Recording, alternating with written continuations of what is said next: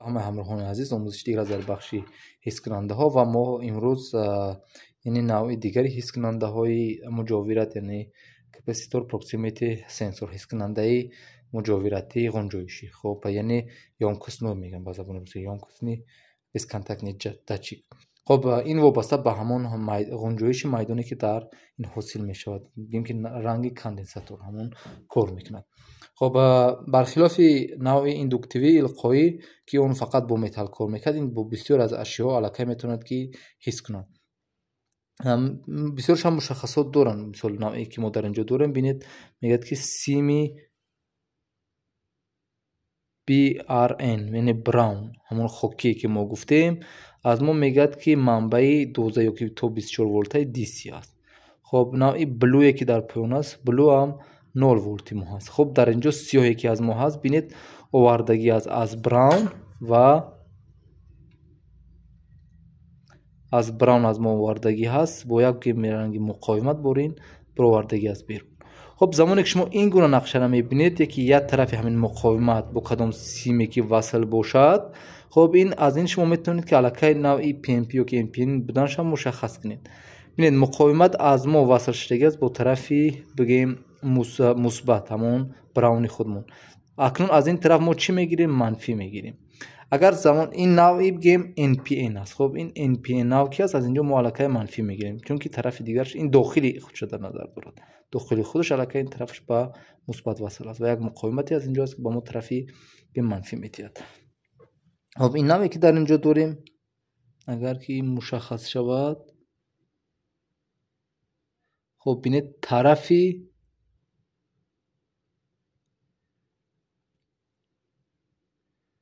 خب بلو این بیو اومدگی از طرف بلوش علاقه یک طرفی همون مقاومت وصل شدگی است که از این طرف از ما خارج میشد. بینید تا 24 ولت میتید. خب این نوعی PNP است، یعنی همین مقاومت اگر برخلاف باشد، خب این طرفش اگر وصل باشد، این مقاومت این طرفش با طرف 0 ولت وصل باشد، این علاقه PNP میشد. خب این نموده است. این چه فرقی دارد از نوعی متالی که ما در اینجا داشتیم؟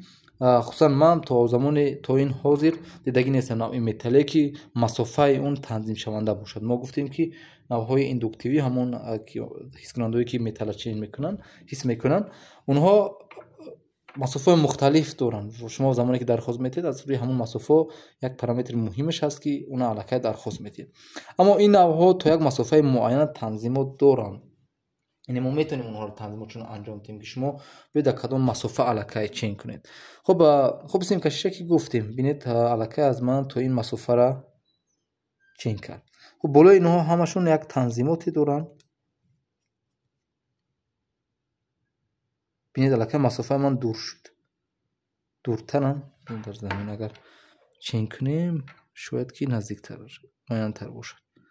علاقه این مسافه من دور بردم، باز بینید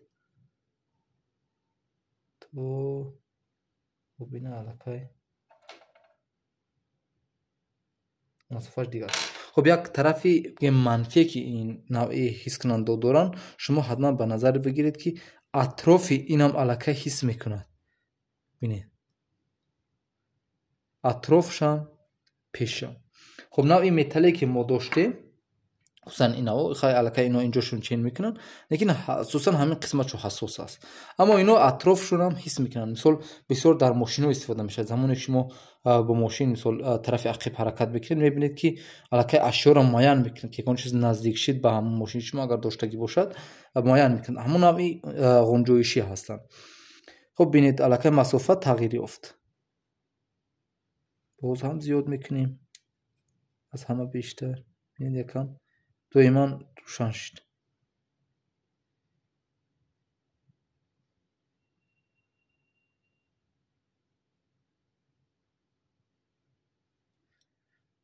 بینه مسافه علاقه خیلی هم گیم چی شد؟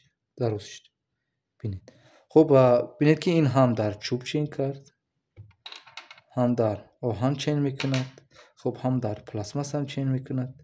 بینید خب اینجا سلفان هم بینید аллакай ин ҳис мекунад. хуб ҳама қариб ки ашёро аллакай ин мебинад. фарқати асосие ки нисбати индуктивӣ дорад, ин хеле бигем ҳудуди истифодабарӣ дорад, ки мисол мо замоне ки хостем ҳар як ашёеро ки бинем, мисол ҳар маҳсулотеро ки бинем, бо ин озод метавонем ҳамин чиза мушоҳида кунем. хуб як минуси тарафи манфие ки дошт, гуфтем ин ҳудуди ин бигем берунӣ аст. ин ҳаст ки мисол мумкин ки аз ҳамон ҷое ки шумо ашёе ки шумо мехоҳед мушоҳида кунед, ягон қисмати дигар агар наздик бошад, ин аллакай хато мебинад. ин қисматша ҳатман ба назар бигиред, яъне ҳамин минтақае ки шумо ин истифода мекунед бояд ки озод бошад. фарз кунем ҳамин қисм ҳамин намуд озод бошад ва бигем ягон маҳсулот ё ки ҳамон ягон ашё бояд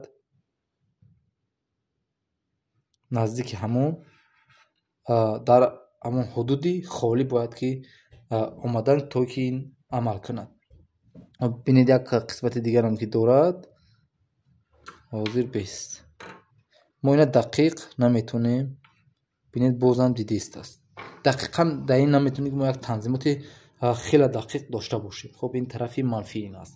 баъдан мерем ҳозир дар дигар навъи нуриш мебинем ки хеле дақиқ оно амалкард дорад. ин буд дар бахши ҳискунандаи муҷовиратӣ, яъне proximity sensor навъи ғунҷоиши капаситор.